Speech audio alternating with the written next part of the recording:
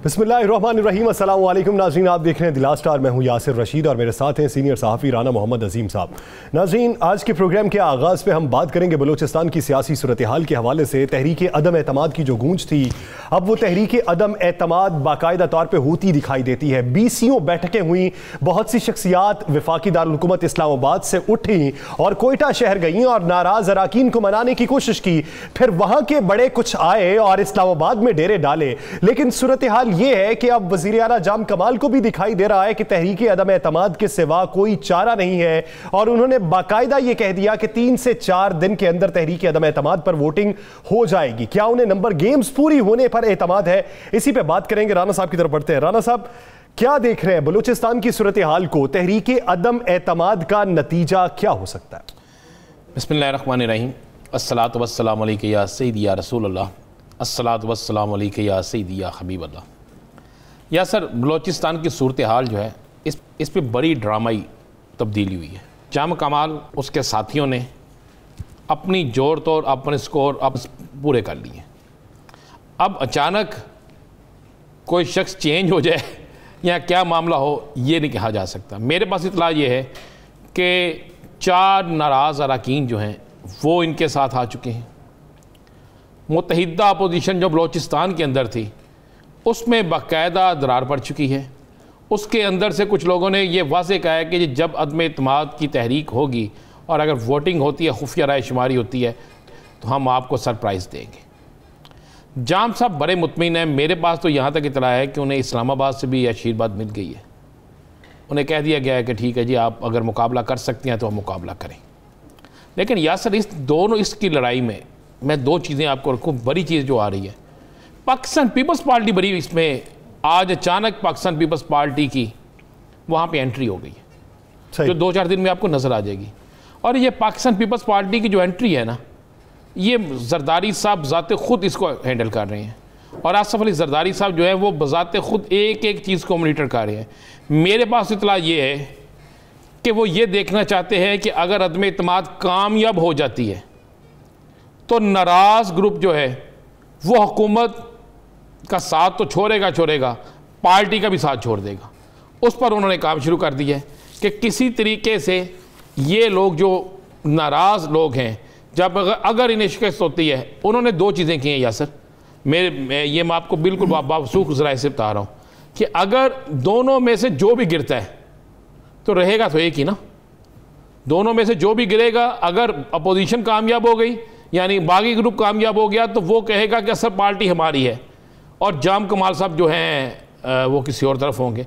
अगर जाम कमाल साहब कामयाब हो जाते हैं तो दूसरा ग्रुप जो है वो नाराज़गी का इजहार करेगा, कुछ बड़ों से भी, कुछ वफाकी हुकूमत से भी और कुछ और लोगों से भी।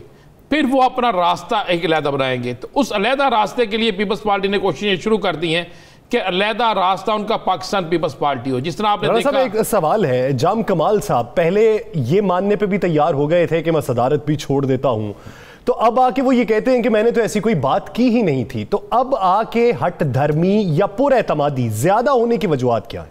अब उन्हें मैंने कहा कि जोड़ तोड़ मुकम्मल हो गई है। ये मैं आपको बिल्कुल जो आज के दिन तक जोड़ तोड़ मुकम्मल हो गई है। देखिए, जाम कमाल साहब ने जब पार्टी के अंदर इख्तलाफ हुआ तो उस वक़्त कुछ पार्टी के अहम रहनुमाओं ने कहा जी अगर आप सदारत छोड़ देते हैं तो आपके मामला दुरुस्त हो जाएंगे, आप वज़ीर आला रहें। जाम कमाल साहब ने सदारत छोड़ दी। एक ट्वीट भी किया, याद है ना आपको ट्वीट में? उसके बाद जब देखा गया कि मैंने मुतालबा तो मान लिया है, लेकिन अब मुझे ना वज़ीर आला रहने दे रहे हैं, ना मेरे पास सदारत, ना वज़ीर आला, तो मैं किस तरफ जाऊं? तो उन्होंने उन शराइत पर जो तय हुई थी, जब देखा कि दूसरे लोग मुनहरफ हो रहे हैं बकौल उनके करीबी हलकों के, तो फिर वो उन्होंने कहा जी फिर मैं भी अपनी चीज़ वापस लेता हूँ। अब वहाँ पर 2 चीज़ें हैं। देखिए, वो इतनी बड़ी जमात तो है नहीं कि पूरे पाकिस्तान की जमात तो है नहीं कि जिसे 2 हिस्सों में तकसीम कर दें और वो एक ग्रुप और बन जाए। अब वहाँ से एक ग्रुप जो है, मैं आपको, अगर ये मामला तय नहीं हुए, अगर कुछ बड़ों ने कोशिशें मजीद ना की, तो इनमें से एक ग्रुप किसी और सियासी जमात में जा सकता है, जिसके लिए पाकिस्तान पीपल्स पार्टी बलूचिस्तान में सरतोड़ कोशिश कर रही है।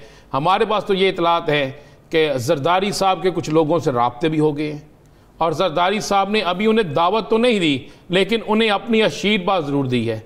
उन्हें यह ज़रूर कहा है कि आपके जोर तोड़ में मैं आपका भरपूर साथ दूंगा। अब ये एंट्री बड़ी खौफनाक एंट्री है। अगर ये एंट्री हो जाती है तो फिर आप ज़हन में रखिएगा कि जिस तरह वहाँ से मुस्लिम लीग नून के 2 अहम रहनुमा अपने सैकड़ों साथियों बल्कि हज़ारों साथियों के साथ पीपल्स पार्टी में गए, जिनके मतलब जनरल साहब और सनाउल अज़हरी साहब, जिनके मतलब कोई कह ही नहीं सकता था। तो इसी तरह अगर पीपल्स पार्टी ने बलोचिस्तान को अपना टारगेट रखा हुआ है और मज़ीद वहाँ पे चले गए, क्योंकि आपको पता है ना जरदारी साहब का बलोचिस्तान से बड़ा गहरा तल्लक है जी। उनका बलोच बेल्ट बलोचियों से बड़ा एक गहरा तल्लक है, वो उस पर काम कर रहे हैं। अब एक और मसला भी हो गया यासर, जाम कमाल को अब इस क्या जाम कमाल साहब को क्या फ़ायदा उसमें हो रहा है? उसमें फ़ायदा ये हो रहा है अपोजिशन और बागी जो मिलके अदम एतमाद की तहरीक ला रहे हैं। अब उसमें फड्डा ये पड़ गया है कि अपोजिशन कहती है कि हम मदद करेंगे, हमें क्या फ़ायदा? क्या आपके लोग हुकूमत के ख़िलाफ़ जाएंगे, वफाक के ख़िलाफ़?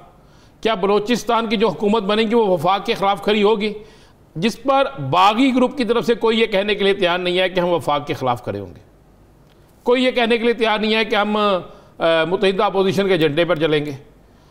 अब दोनों बागी उस पर यकीन नहीं कर रहे, अपोजिशन पे अपोजिशन उन पर यकीन नहीं कर रहे, दोनों जो है सिर्फ एक दुश्मनी में, जाम कमाल की दुश्मनी में जो है एक दूसरे के साथ दे रहे हैं। अब उस साथ देने के बाद ये आ रहा है कि अगला अगर हम गिरा देते हैं तो वज़ीर आला कौन होगा, स्पीकर कौन होगा?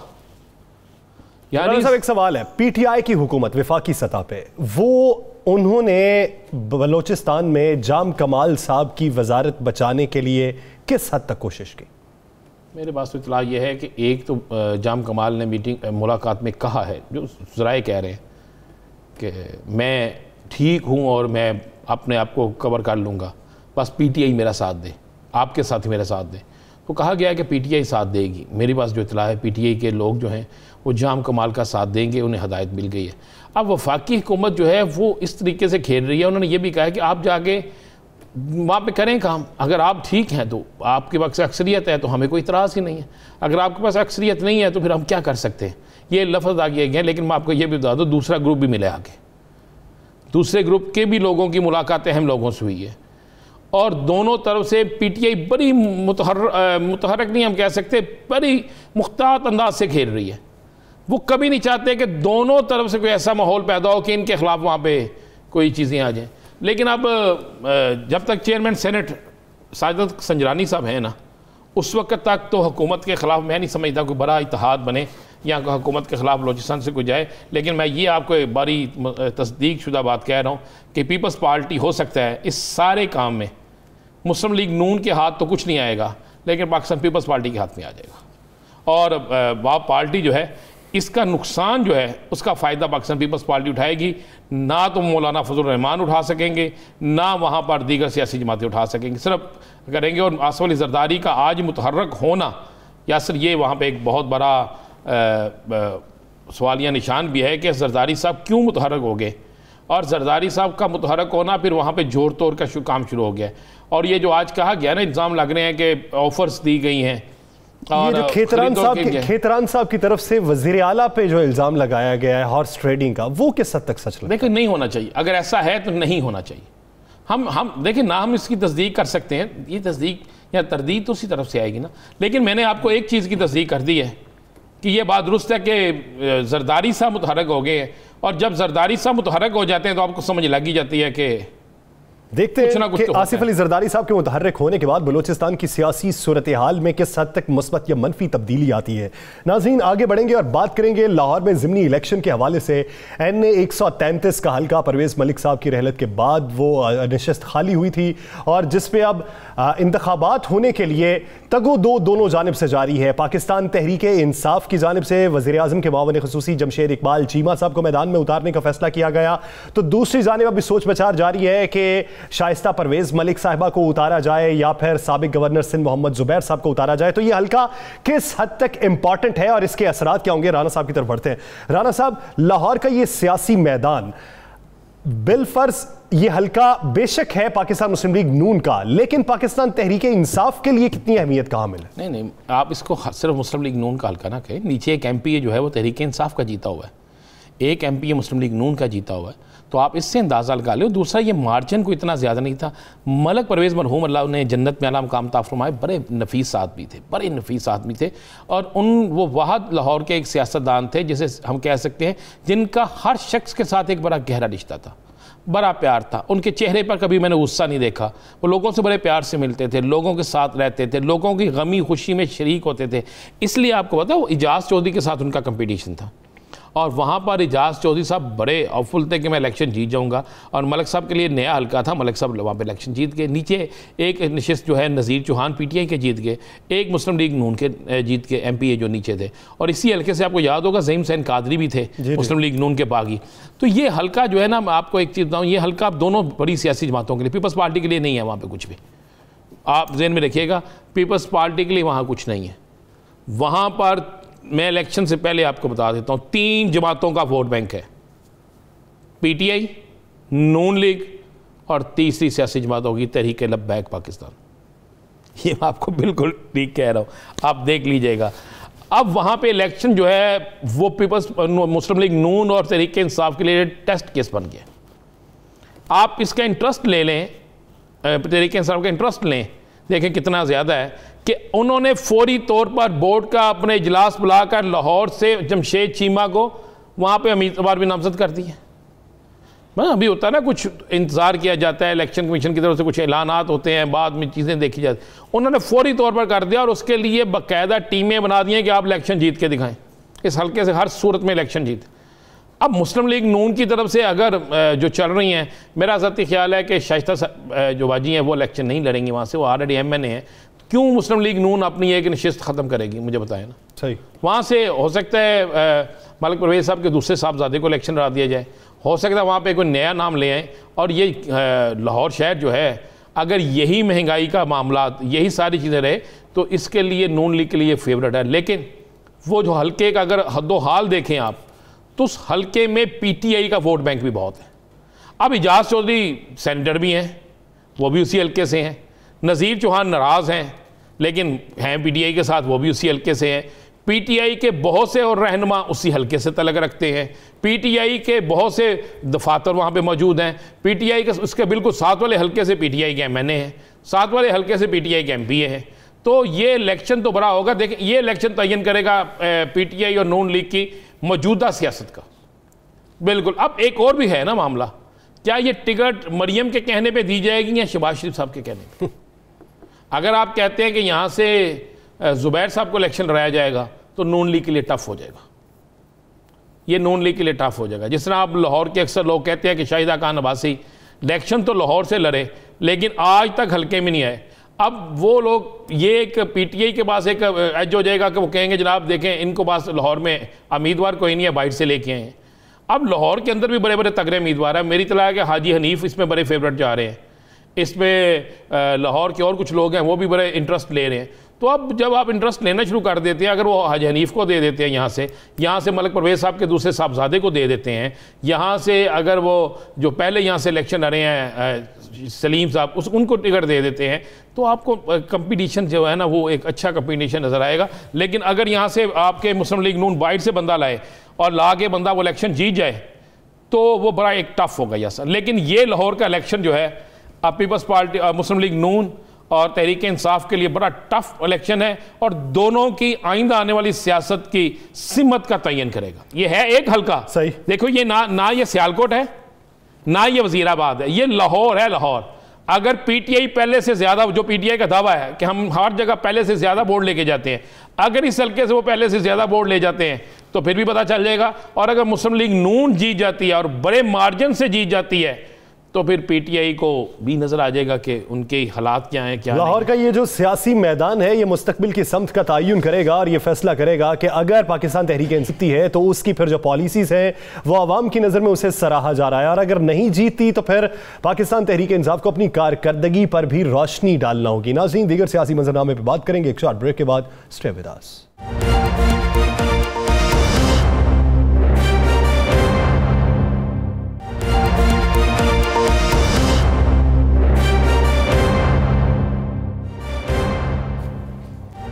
वेलकम बैक नाज़रीन। मौजूदा सियासी सूरत हाल, मौजूदा मुआशी सूरत हाल, मौजूदा इक्तसादी सूरत हाल, आवाम का गमो गुस्सा, अपोजिशन की राय, हुकूमत की कारकर्दगी, पूरा सियासी मंजरनामा जो है इसका निचोड़ निकालने के लिए हमें आज ज्वाइन किया पाकिस्तान मुस्लिम लीग नून के सीनियर रहनुमा जनरल रिटायर्ड अब्दुल कयूम साहब ने। जनरल साहब बहुत शुक्रिया आपके वक्त का।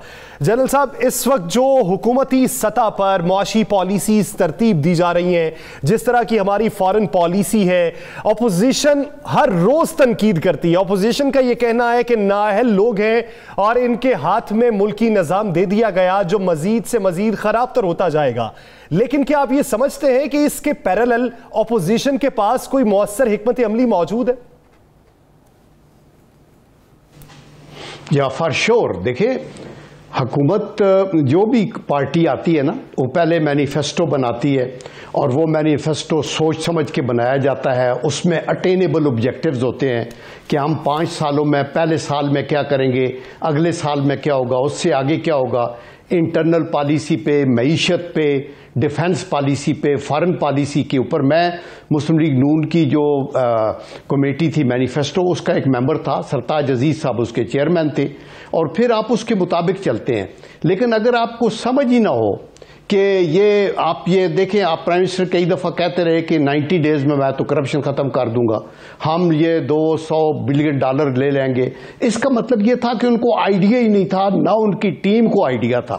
तो पहली बात तो यह है कि अभी अगर जो हुकूमत आएगी ना, उसके लिए ये बेड ऑफ रोजेज नहीं होगा। ये तो सच्ची बात है कि अभी डैमेज इतना हो चुका है और स्टिल आप स्लाइड बैक कर रहे हैं। लेकिन आप आते ही अगर लूज एंड्स को टाइट करें, आप right man at the for the right job लगाएं, आप मतलब मर्दम शनास हों, सिलेक्टेड अपने लोग ऐसे टीमों पे रखें, उनको ऑब्जेक्टिव्स दें, उनके पीछे अपना हाथ रखें और अपना टाइम वेस्ट ना करें कि हमने दूसरी पार्टी के जो है उनको बंदों को असैसिनेट किसी तरीके से एग्जीक्यूट कराएं, कि आप उनको केसेस में विच हंटिंग करें। ये वेस्टेज ऑफ टाइम है। आज आपने बड़ा खूबसूरती तरीके से आपने शुरू में अपना जो इंट्रो किया है कि मसाइल तो हमारे इंटरनल मईशत के हैं। चूंकि लोगों के पेट में कुछ नहीं होगा तो ना उनके लिए कोई पार्टी अहमियत रखती है, ना कोई और चीज अहमियत रखती है। अगर बच्चा जो है सुबह स्कूल जाना है, उसकी फीस नहीं है, या बिजली का बिल देने के लिए आपके पास पैसे नहीं है, या आपके पास दूध खरीदने के लिए नहीं है, तो आपके लिए एक बहुत सीरियस मसाइल है। तो इंटरनली तो आपका मईशत का, इन्फ्लेशन का, कि अवाम ना किसी सियासी जमात को देखेगी ना लीडर को देखेगी, तो फिर अपोजिशन जमातें जिन्हें महंगाई के इस इशू पे खेलना चाहिए था, जो अवाम की नफ्स को देखते हैं, उनमें से तो एक चीज़ पर भी ना मुस्लिम लीग नून, ना पीपल्स पार्टी, ना कोई बड़ा ऐसा एहतजाज, ना कोई बड़ा ऐसा जुलूस, ना किसी बड़ी मीटिंग में, ना किसी बड़े प्रेस कॉन्फ्रेंस में। मरियम साहबा की कल की प्रेस कॉन्फ्रेंस देख लें, शहबाज साहब की गुफ्तगू सुन लें, हमजा साहब की सुन लें, किसी जगह महंगाई जो असल इशू है उसकी बजाय बाकी मामला पे बात हो रही है। तो क्या आप क्या समझते हैं कि अवाम सिर्फ एक सियासी जमात को इसका जुम्मेदार करार देगी या सारी सियासी जमातों को? जी आप देखें, बात सुने कि ये जो अपोजिशन है ना, इसका पीडीएम का बुनियादी नुक्ता ही ये था कि ऑर्डिनरीली हर हुकूमत को अपना टाइम मुकम्मल करना चाहिए। लेकिन ये हुकूमत चूंकि फेल हो गई है गवर्नेंस में, और सबसे बड़ा मसला इन्फ्लेशन का है और बेरोजगारी का है। इन्होंने कहा था कि हम 1 करोड़ लोगों को नौकरियां देंगे और 50 लाख घर बनाएंगे और करप्शन को खत्म करेंगे, तो नहीं कर सके। दैट इज द रीजन कि ये प्रोटेस्ट हुई और उसका मरकजी नुक्ता ही ये प्रेशर क्रिएट करना है। लेकिन हमारा ये ईमान है, मैं एक एज ए सोल्जर भी और एक एज ए पोलिटिकल वर्कर भी समझता हूं कि हमारे मसाइल का हल हमारे पार्लियामेंट के फ्लोर पे बैठ के आपस में वर्किंग रिलेशन रख के हुकूमत और अपोजिशन के, तो आप इन चीजों को देखिए कि दूर रस रियासती मफादात के इश्यूज कौन कौन से, उनको कैसे आगे चलना है। बाकी हुकूमत का काम है वो अपनी मर्जी से अपनी पॉलिसियां बनाए। आपकी तरफ आएगा सर एक सवाल, आपने कहा कि पार्लियामेंट के अंदर बैठ के करना है, आपकी क़यादत ये मानने के लिए तैयार नहीं है। मरियम साहबा पार्लियामेंट को कहती है जारी पार्लियामेंट है, इसमें कोई बात नहीं करनी। देखें, आप बिल्कुल ठीक कहते हैं। वो इसलिए कि आपने हुकूमत ने पार्लियामेंट को बेतौकीर किया हुआ है। पार्लियामेंट के अंदर वो किसी का वो ऑर्डिनेंसेस के ऊपर ऑर्डिनेंस चला रहे हैं। अभी आप देखें नैब का आ गया, उससे पहले ये ऑर्डिनेंस एक कॉन्स्टिट्यूशनल प्रोविजन तो जरूर है, लेकिन इट सेज के आइन कहता है कि अगर आपकी अर्जेंसी है कोई ऐसी चीज है जिसके ऊपर आप समझते हैं कि अभी पार्लियामेंट का सेशन नहीं हो रहा और टाइम है, तो आप फौरन करते हैं। अभी नैब के चेयरमैन की तब्दीली का इनके पास 3 साल थे, इनको एग्जैक्टली पता था कब है, इन्होंने इनिशिएट ही नहीं इशू को किया। तो जब पार्लियामेंट को मैं 6 साल कोई सरोकार नहीं है कि किसकी तकर्री हो रही है, किसकी तायुनाती हो रही है, अवाम के जो जेन्युइन मसाइल हैं, जो रोजमर्रा की बुनियादी जरूरियात हैं, उनका पूरा होना जरूरी है। बज़ाहिर ये लगता है, बसद एहतराम माजरत के साथ मैं ये कहना चाहता हूं कि ऑपोजिशन और हुकूमत मिलकर इस तरह लगता है कि अवाम को लॉलीपॉप दे रहे हैं। अब आप ये देखें कि आज की रिपोर्ट है कि IMF की जो शराइत है महंगी बिजली करने की, महंगा पेट्रोल करने की, तो उसके पैरेलल हुकूमत मिनी बजट का सोच रही है, उसका ऑर्डिनेंस तैयार किया जा रहा है, मुसव्वदा तैयार किया जा रहा है। अगर मिनी बजट आ गया, टैक्स तो फिर आ जाएगा, ऑपोजिशन भी नहीं बोलेगी, हुकूमत भी नहीं करेगी, अवाम किधर जाएंगे? देखें बात मेरे भाई, आप ये ठीक कहते हैं कि parliament on the whole responsibility होती है, कुछ इलेक्टेड लोग हैं जो हुकूमत में होते हैं और कुछ अपोजिशन में होते हैं, लेकिन ज्यादा रिस्पॉन्सिबिलिटी का बोझ हुकूमत के कंधों के ऊपर होता है। ये अगर IMF के इश्यूज हैं, फॉर एग्जांपल, वेरी राइटली आपने कहा, और उसके ऊपर हमें सर जोड़ के बैठना है और देखना है कि रियासत को ऐसे मौके पे कैसे आगे चलना है, तो आपको फिर एक वर्किंग ताल्लुकात, यानी अगर leader of the house, leader of the opposition को हाथ में लाने को तैयार नहीं, आप एरोगेंस देखें। यानी आप नबी करीम सल्लल्लाहु अलैहि वसल्लम ने फरमाया, और ये हजरत अबू हुरैरा रज़ी अल्लाह ताला अन्हु से वो रवायत है, उन्होंने कहा मुझे अल्लाह ने हुक्म दिया है कि आपसे जो ज्यादती करे उसे माफ करो, आपसे जो कटे उससे जुड़ो, आपको जो महरूम करे उसको दो। और ये मदीना की रियासत के कॉन्सेप्ट में हम देखना नहीं चाहते। हम TTP के साथ गुफ्तगू कर लेंगे, हम इंडिया के साथ शायद कर लेंगे, लेकिन हम अपने इलेक्टेड रिप्रेजेंटेटिव जो वोट लेके आए उनसे बात नहीं करेंगे। आई एश्योर यू, मेरा एक्सपीरियंस भी 6 साल का पार्लियामेंट का है, सेनेट का, बखुदा के हालात को स्पाइल करने में कलीदी रोल इनके मिनिस्टरों का, और उन चंद एक लोग, बहुत अच्छे लोग भी हैं तहरीक इंसाफ के अंदर जो संजीदा है, लेकिन ज्यादा जो की पोस्ट पे हैं वो लड़ाकू टाइप हैं जो फौरी तौर पे हालात को खराब कर देते हैं, और उसका प्राइम मिनिस्टर जो है वो नोटिस नहीं लेते बल्कि वो एनकरेज करते हैं। तो इसलिए अभी हम पीछे की तरफ है। वो कहते हैं ना कि हम तरक्की कर रहे हैं, हम उधर जा रहे हैं, तो वो और बड़ा अच्छा माहौल है, इकोनॉमी ये होगी, हम फॉरेन में, तो जिम्मेदारी है वो तो पूरा नहीं कर सकी। आप समझते हैं कि जो अपोजिशन की जिम्मेदारी अपोजिशन पूरी कर रही है? देखिए, अपोजिशन जो अपने तौर के ऊपर जितनी पार्टीज हैं वो इकट्ठी होके अपनी डिमांड्स भी दे रहे हैं, वो अपने तौर के ऊपर बातचीत करने को तैयार हैं।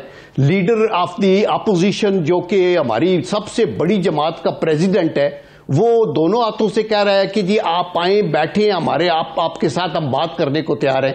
लेकिन ये मतलब है आवाम को ये कहते हैं ये सब कुछ गुड है। तो वो किसी ने बड़ा अच्छा कहा कि मुमकिन है कि तू जिसको समझता है बहारा, औरों की निगाहों में वो मौसम व खिज़ां का। अभी इन हालात में सफरर इज द कंट्री और हमारे पब्लिक है। हम देखें, किसी का पार्टी से, किसी लीडर से लोगों का प्यार नहीं है। लोगों का प्यार है अपनी रियासत के साथ, अपनी जान, अपनी पेट, अपने बच्चों, ताकि उनकी सहूलियात आगे हों। तो ये प्राइम मिनिस्टर साहब को ये समझना चाहिए कि जी आप अपने एटीट्यूड में तब्दीली लेके आएं और आगे बैठें। अभी आप एक पे एक ऑर्डिनेंस निकालते हैं। अभी ये DGI की जो पोस्टिंग है, एक लंबा एक और सर्कस उधर बलूचिस्तान में क्या हो रहा है। भाई बलूचिस्तान सबसे पीछे पसमादा सूबा है, उसमें तरक्की की तरफ ध्यान देना चाहिए वहां की पार्लियामेंट को, लेकिन वहां क्या हो रहा है, कुर्सी की लड़ाई हो रही है। तो ये किसने आके ठीक करना है? ये अफगानिस्तान का लीडर आएगा। सियासी सूरत हाल की जिम्मेदार भी वफाकी हुकूमत है। जी हाँ, मैं ये कहता हूं कि मुझे अभी ये तो मैं ब्लेम नहीं करना चाहता कि वो है, लेकिन मैं ये कहता हूं कि उन हालात पे कंट्रोल करना वफाकी हुकूमत का काम है कि वो फौरी तौर पे इंटरवीन करें। उनकी जो रिपोर्ट्स है वो कहते हैं जी प्राइम मिनिस्टर भी वो है, चूंकि बाप पार्टी और तहरीक इंसाफ का एक कोलिशन गवर्नमेंट है और इनके लोग भी हमसे तावन नहीं कर रहे, तो आप उस सस्पेंस में, और आपका CPAC का सारा हिंज करता है वहां बलूचिस्तान में, गवादर पोर्ट से लेके बाकी जो रोड नेटवर्क है। बाखुदा ये टॉक शो की बातें नहीं है। मैं आपको दिल की अथाह गहराइयों से बेस्ड ऑन माई एक्सपीरियंस कह रहा हूं कि हम पीछे की तरह स्लाइड कर रहे हैं, और प्रॉब्लम पाकिस्तान में नहीं है, नेशन अजीम है, रिसोर्सेज हैं, प्रॉब्लम हमारे रवैयों में और एटीट्यूड के अंदर है। साहब एक सवाल है, एक छोटा सा सवाल है मैं सुबह से सोशल मीडिया देख रहा हूँ और मरियम साहिबा के जो इर्द गिर्द हिना परवेज़ भट्ट और दूसरे लीडर हैं, जो बहुत से लीडर हैं, उनके मैं बयानात पढ़ रहा हूँ और मुझे बड़ी हैरत हो रही है कि आज एक ही ट्वीट चल रहा है उनका, जो एक अमरीकी मुलाकात हुई और उसके बाद शामियाने बजाए जा रहे हैं कि जनाब मुस्लिम लीग नून की हुकूमत आ रही है। तो आप क्या समझते हैं कि अगर अमरीकी किसी से आकर मुलाकात करे तो वो आने वाली हुकूमत की पेशन गोई है या उनका इक़्तिदार में आने का इशारा है? देखें, मैं तो समझता हूं कि आप इन ट्वीट्स की इतनी परवाह ना करें, इंडिविजुअल्स अपना करते रहते हैं, लेकिन अभी मैं तो ये समझता हूं कि पाकिस्तान के मफाद में है कि कोई भी हुकूमत आए तो पॉपुलर वोट्स लेके आए। अगर बैरूनी किसी बिसाखी पे आएगी तो वो हुकूमत भी एक कठपुतली होगी, और अगर मुल्क के अंदर एस्टेब्लिशमेंट की बिसाखियों पे जो आएंगे वो भी कंप्रोमाइज्ड होगी और वो इफेक्टिव नहीं होगी, वो अपना काम नहीं कर सकेगी। तो हमें दयानतदारी के साथ ट्राइकाटमी ऑफ पावर पे जो कायद-ए-आज़म मोहम्मद अली जिन्ना ने भी जोर दिया कि मुकन्ना अदलिया और इंतजामिया अपने अपने दायरे में रह के आगे चले। अगर आप वीक होंगे, पॉलिटिकल स्पेस छोड़ेंगे, क्या आप समझते तो हैं कि मुस्लिम लीग नून की जितनी दफा हुकूमत आई है, जिस जमात में आप रहे हैं, जिसकी आपको जिसके बड़ा एक सीनियर रहनुमा की हैसियत से हम आपसे गुफ्तगू कर रहे हैं, वो हमेशा वोट के जरिए आई है, वो किसी और की मदद से नहीं आई? देखें, मैं ये नहीं कह सकता। मैं ये कहना चाहता हूं कि अगर कहीं इन्होंने कंप्रोमाइज किया मेरी पार्टी ने तो अच्छा नहीं किया। मैं ये कहता हूं कि हमेशा पाकिस्तान के अंदर जो पार्टियां हैं वो पॉपुलर वोट से आएं, और जो अपनी एस्टैब्लिशमेंट के लोग हैं वो अपना टेरिटोरियल इंटेग्रिटी एंड सोवरेनिटी का काम करें।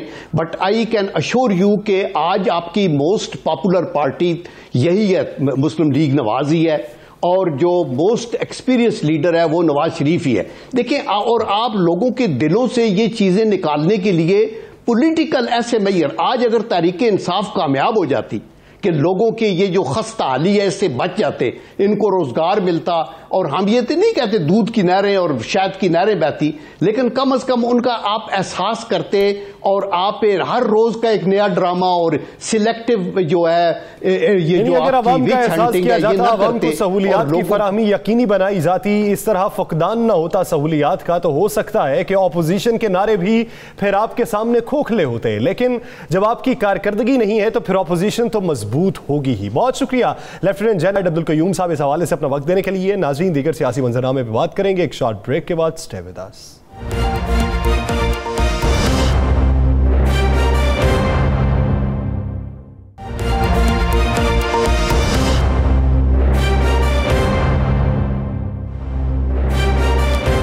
Welcome back. नाज़रीन, पाकिस्तान पीपल्स पार्टी क्या अगली बार हुकूमत में आएगी? अगर आएगी तो किन बुनियादों पर आएगी? बयान दिया गया तो किन बुनियादों पर दिया गया और किन वजूहात की बुनियाद पर दिया गया? इसी बारे में बात करने के लिए हमें ज्वाइन किया पाकिस्तान पीपल्स पार्टी के रहनुमा तैमूर तालपुर साहब ने। तैमूर तालपुर साहब, बहुत शुक्रिया आपके वक्त का। तैमूर साहब, आज शरीक chairman Pakistan Peoples Party Asif Ali Zardari साहब ने बयान दिया है कि अगली बारी पाकिस्तान पीपल्स पार्टी की होगी। किन वजूहात की बुनियाद पे आप ये दावा कर रहे हैं कि अगली बारी पाकिस्तान पीपल्स पार्टी की होगी, जब भी अभी सिर्फ सिंध में हुकूमत है और एक जगह आप ऑपोजिशन?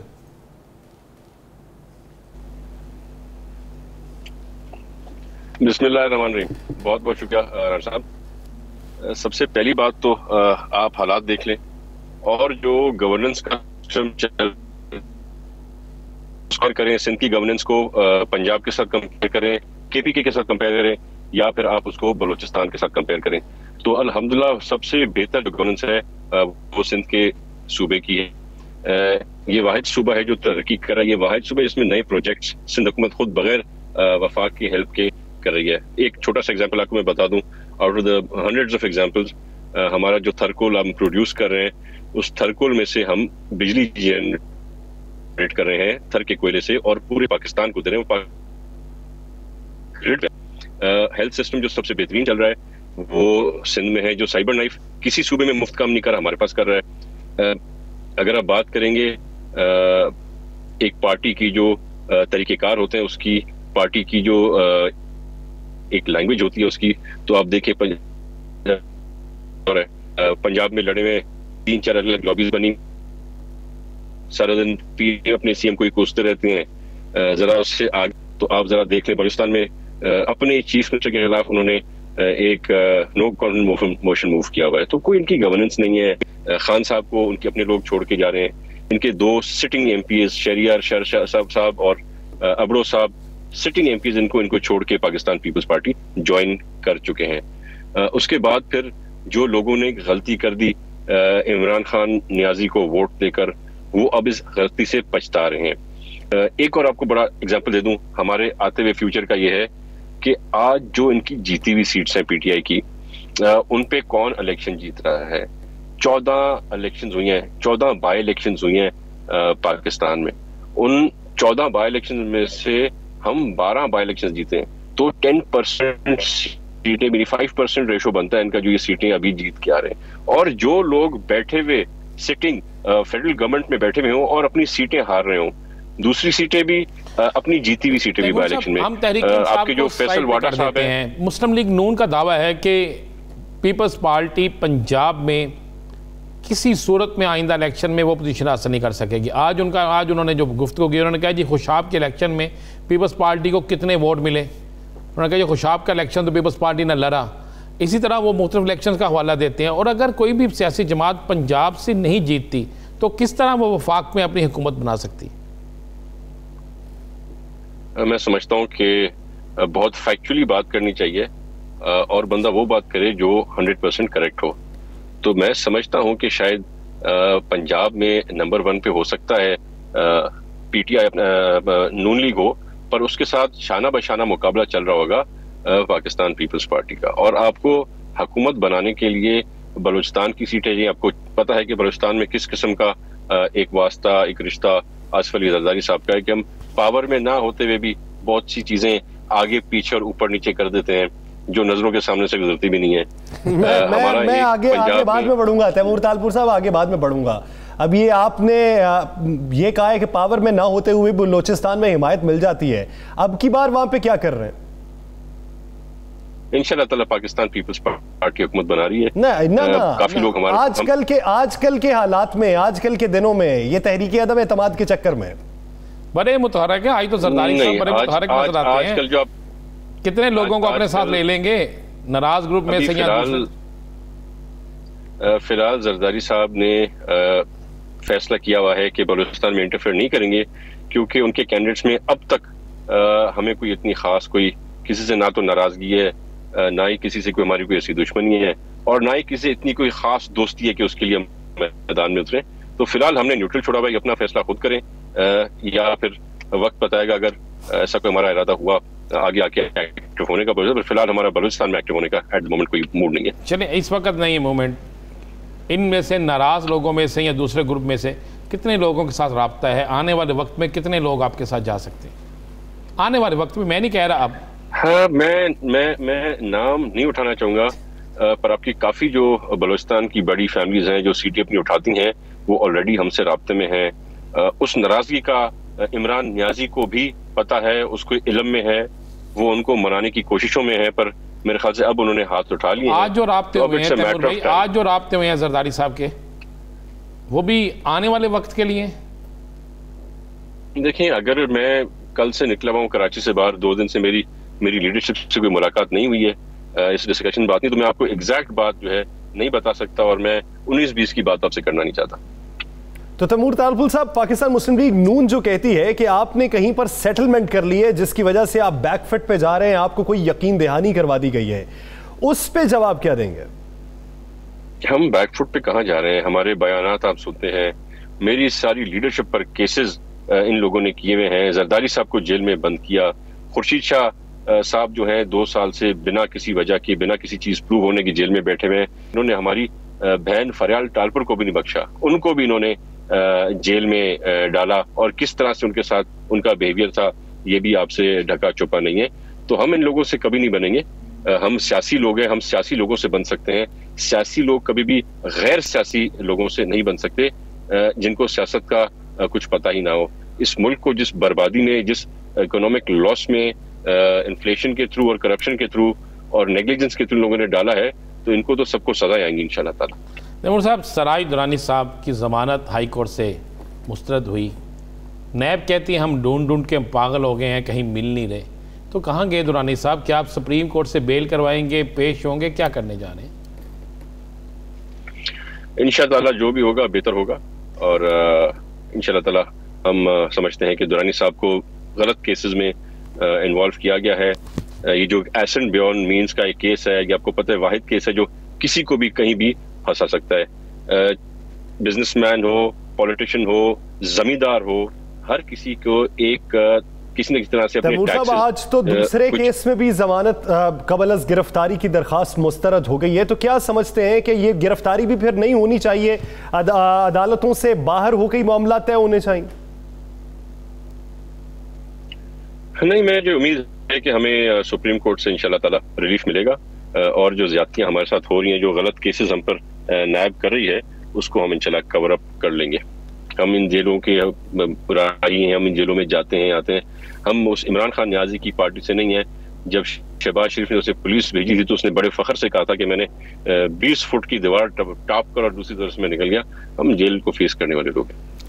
आपको मुस्लिम लीग नून से आप पंजाब में मुकाबला करते नजर आ रहे हैं, बलोचिस्तान में, KPK में और सिंध में, इसमें किस सियासी जमात से आपका मुकाबला होगा? देखें, बलूचिस्तान का तो एक अजीब ही सिस्टम है, एक बहुत अलग किस्म का तरीक़ेकार है। वहाँ के ट्राइबल्स हैं, फ्यूड्स हैं और कुछ और इन्वॉल्वमेंट है वहाँ पर, जिसको हम फेस करेंगे। हम हर किसी से बनने के मूड में नहीं है। हम सिर्फ उन सियासी ताकतों को जो वहाँ के सरदार हैं, इज़्ज़तदार लोग हैं, नोटेबल्स हैं, उनके साथ हमारी बातचीत हुई। और ख़ुसूसन पंजाब का मैं बता दूँ, पंजाब में जो है हमारी लीडरशिप जो वहाँ पे गई थी, चेयरमैन साहब गए थे, या जब आसिफ अली जरदारी साहब गए थे, तो वहाँ पर हमें बहुत ही एक अच्छा रिस्पांस मिला है। जो आज हुकूमत में बैठे हुए हैं, उनके जो कोलीग्स हैं, उनके जो पार्टनर्स हैं, उनकी जो कोalition है, वो इंशाल्लाह ताला आप देखेंगे ओपनली पाकिस्तान पीपल्स पार्टी के साथ कोalition में खड़ी होगी आइंदा इलेक्शन में। आइंदा इलेक्शन में पाकिस्तान पीपल्स पार्टी के साथ पंजाब के अंदर एक बड़ा धड़ा खड़ा होगा और खुलेआम खड़ा होगा। इसके साथ साथ बलूचिस्तान के अंदर भी बेशतर जगहों पे आपके रवाबित जारी है। बहुत शुक्रिया तैमूर तालपुर साहब इस हवाले से अपना वक्त देने के लिए। देखिए इस पर बात करेंगे एक शॉर्ट ब्रेक के बाद। Stay with us.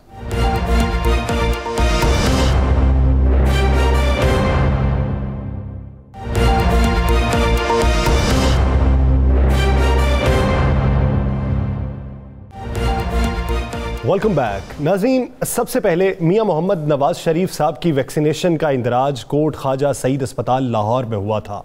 उसके बाद फिर बेशतर शहरों में ये इंदराज हुए, बेशतर गिरफ्तारियां अमल में आईं। लेकिन अब एक नया इंकशाफ सामने आया है कि एक उनसर इसमें ऐसा मौजूद है जिसकी कड़ी कहीं ना कहीं दूसरे शहर में रिपोर्ट होने वाले केसेस के साथ किसी ना किसी तरीके से जुड़ी हुई है। वो किरदार कौन सा है?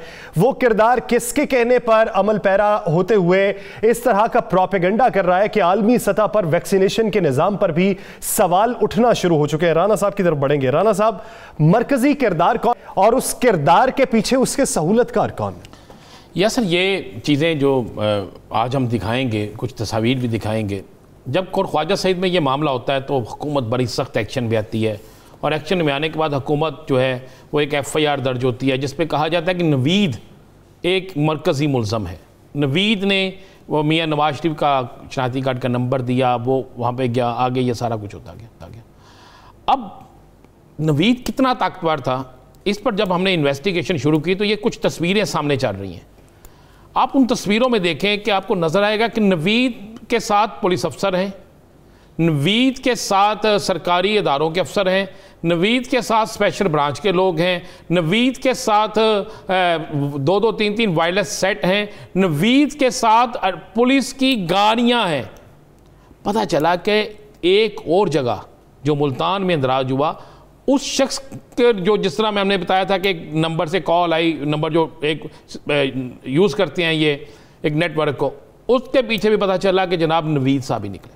अब नवीद पे जब इन्वेस्टिगेशन शुरू हुई तो पता चला कि वो एक इतना, सिर्फ यही मामला नहीं, मियाँ नवाज शरीफ दौर में वो इतना बाअसर आदमी है, और आज तक ऐसा है कि वो स्टूडेंट वीज़े पे जर्मनी गया हुआ है, और जर्मनी में बैठ के वो पाकिस्तान के अंदर पूरी एक टीम को चलाता है, जिस टीम के अंदर मुख्तलिफ लोग होते हैं। अब ये एक तस्वीर को गौर से देखें कि ये पहले जो तस्वीर, 2 वायरलेस सेट, एक सरकारी मुलाजम, उसने कहा कि ये इतना ताकतवर है कि वहां से बैठ के फ़ोन करता है तो इसके वालिद जो रिटायर हो चुके हैं स्पेशल ब्रांच से, वो यहाँ पर मैनेज करते हैं, और मैनेज करने के बाद 2 पुलिस की गाड़ियाँ साथ होती हैं, मुख्तलिफ लोगों को लेकर जाते हैं, और कमो बेश पुलिस के कई अफसरान और इनके आपस में इतने गहरे रवाबत हैं कि करोड़ों रुपये लोगों से ले चुके हैं।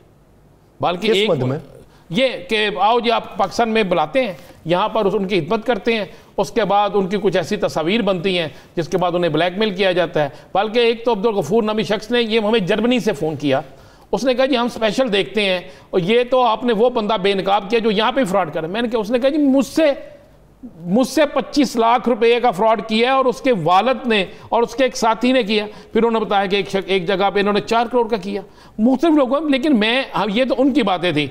हमने जब इस पे इन्वेस्टिगेशन की, जब मैंने इन्वेस्टिगेशन करने वाले इदारों से चीज़ें ली, तो ये सारी तस्वीरें जब सामने आई तो इसमें पता चला कि ये करते क्या है कि आज भी किसी सरकारी इदारे में कोई काम करवाना हो तो नवीद वहां से इस तरीके से फ़ोन करता है, और उसने पाकिस्तान के बड़े बड़े और जुम्मेदारान की तस्वीरें अपने साथ बनाई हुई हैं। वो जाली तस्वीरें हैं, नकली हैं, असली हैं, क्या है। और पता चला कि मियां नवाज शरीफ की जिस दिन वैक्सीनेशन जाली हुई है उस दिन बाकायदा उसने वहां पर केक काटा, और उस केक काटने की तकरीब में वहां के मुकामी मुस्लिम लीग नून के लोग शामिल थे, और वो केक काटने के बाद उन्होंने कहा कि पहली हमें आज फतह मिल गई है।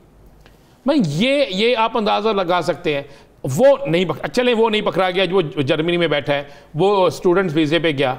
उसके साथ जो लोग हैं, ये जिनकी वायरलेस के साथ तस्वीर आ रही हैं यासर, सही, जिनकी पुलिस की गाड़ियां आ रही हैं, जो पुलिस अफसरान साथ नजर आ रहे हैं, उनको क्यों नहीं पकड़ा गया?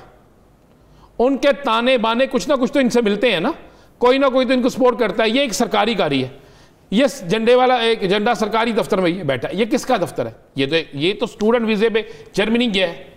फिर पता चला कि बाकायदा मज़े वाली बात है, एक ऐसी फुटेज भी हमारे पास मौजूद है कि जिसमें ये शाही किले के अंदर एक बड़ी पुरतकल्लफ दावत रखते हैं, शाही किले में जहाँ पे तमाम ये इसकी इजाज़त नहीं है, और वहाँ पर बाकायदा मुख्तलिफ लोगों को बुलाया होता है, और बुलाकर वहाँ पर जो गुफ्तगू होती है वो टीवी पे दिखाने के काबिल नहीं। फिर इनके बेदियाँ पे जो फार्म हाउस था, किस तरीके से सरकारी अफसर जाते थे, और पता चला कि ये इनको सारा कुछ जो था वो उस दौर में मिला जो मुस्लिम लीग नून का दौर था। और अब 2 जगहों पे वैक्सीनेशन में इनके ताने बाने मिले हैं। तो ये एक सिस्टम के तहत चल रहा है। वो सिस्टम इस वाक़े के बाद किसी अहम शख्सियत ने इसके साथ रब्ता किया? देखें, इनके साथ राब्ते हुए होंगे। वो मेरे पास इनका इन्वेस्टिगेशन से लिया हुआ नंबर भी मौजूद है कि जिस नंबर के मुताबिक इनके जो बेइंतहा अहम तरीन बड़ी शख्सियात से राब्ते हुए हैं। बल्कि इनका राब्ता एक ऐसी शख्सियत से भी हुआ है कि जो मलक अरशद वाले मामले में जिसने बड़ा अहम रोल अदा किया था। मलक अरशद के मामले में जिसने जज मलक अरशद जो था, उसके मामले में जिसने बड़ा अहम रोल अदा किया था, उसके साथ भी इनके राब्ते हैं। आप ये अंदाज़ा लगा लें ज़रा, आप देख लें, झंडे वाली गाड़ी, सरकारी हूटर वाली गाड़ी, एक आला पुलिस अफसर की गाड़ी झंडे के साथ, वायरलेस सेट के साथ, फिर इसके ताने बाने मुल्तान वाले मामले में मिलना। इसलिए तो मुल्तान के बेचारे उन जो वैक्सीनेटर थे उनकी बेल हो गई है। उनका कसूर कोई नहीं निकला। कसूर तो ये निकला कि उनका हैक किया गया नंबर को। किस तरह किया गया वो हमने कल प्रोग्राम में बताया था। तो उसको करने वाले ये थे। अब देखने वाली बात यह है कि जब जो सरकारी लोग इनके साथ राब्तों में हैं, जिनके जरिए लूटमार भी करते हैं, जिनके जरिए पाकिस्तान का तहश्शुस मजरू करने की कोशिश भी करते हैं, उन तक इंतजामिया क्यों नहीं पहुंचती? वो क्यों नहीं पकड़े जाते? ये क्यों नहीं आज तक इन्वेस्टिगेशन हो सकी कि ये वायरलेस सेट किस अदारे के थे?